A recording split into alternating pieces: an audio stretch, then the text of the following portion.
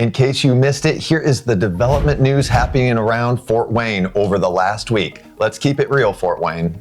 Keep it real, I keep it real, I keep it real, just keep it real. The city of Fort Wayne released its full list of infrastructure improvements slated for 2025.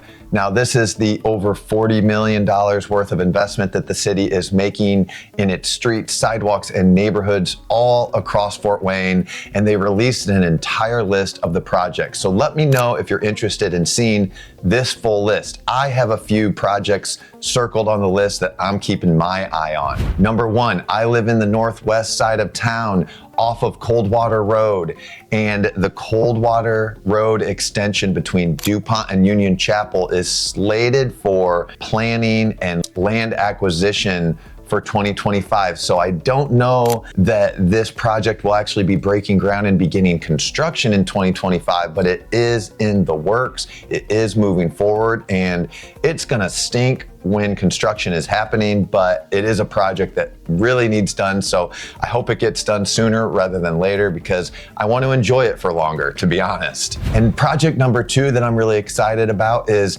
the Pufferbelly Trail, the Golden Spike Trail that is connecting the trail from the north side of Fort Wayne all the way to downtown. They are also in the planning and land acquisition phase of being able to put a bridge over Coliseum Blvd. This will be a key component in connecting the Pufferbelly Trail from the north side of town to the existing trail that follows kind of Wells Street downtown area. So me and my wife love riding the bikes, walking the dogs, taking the kids on the trail. And once this is completed, we're going to be able to ride 11 miles from our northwest neighborhood all the way downtown, and I couldn't be more excited about that opportunity.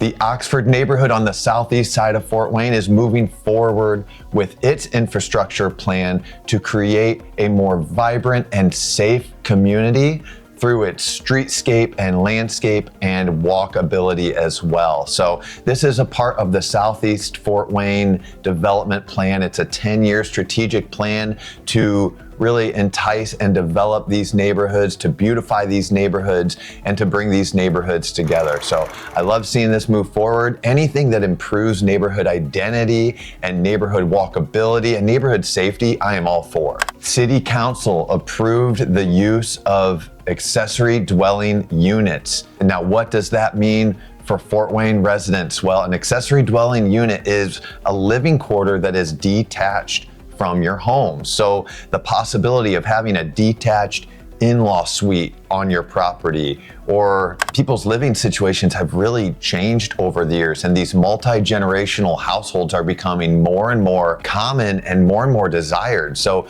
putting an accessory dwelling unit on your property to allow a parent to age in place, to keep closer care and closer eye on them, or maybe children that are growing out of the house but want more independence, all could be possibilities of these accessory dwelling units. So I love seeing this. It could improve affordable housing, could improve housing options across our community. Now, long road to go to see how it all goes into practice. Obviously, if you live in an HOA or a neighborhood, you would have to make sure that anything you do on your property would abide by those covenants and restrictions, but the city council itself has approved the use of these dwelling units in Fort Wayne.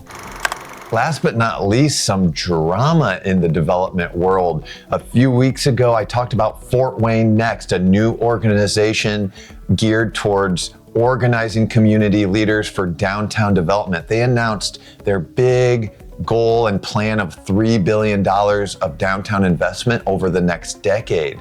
Well, quickly after they announced this plan, the city of Fort Wayne came out saying they were not affiliated in any way with this Fort Wayne Next organization. Well, quickly after that, Fort Wayne Next announced a bold plan to build a high school football stadium on the North River Project land in downtown. And very quickly after that, Fort Wayne Community Schools in the city came out saying they weren't interested in this plan. And then to top it all off, Fort Wayne Next came out and made an offer to the city of Fort Wayne to buy the North River land, and the city of Fort Wayne slammed the door shut saying it's not for sale. So what is going on here with this back and forth? It's kind of an interesting dynamic. Well, I'm not 100% sure, but I think there are pros and cons to each side, whether it's the city of Fort Wayne that has their hands on the development of this downtown land or a private developer having their hands on it. You know, the city of Fort Wayne is going to be using taxpayer money to put towards these development plans. However, I think the city of Fort Wayne is probably more likely to fully follow through on a vision and a plan for development when they are using that taxpayer money.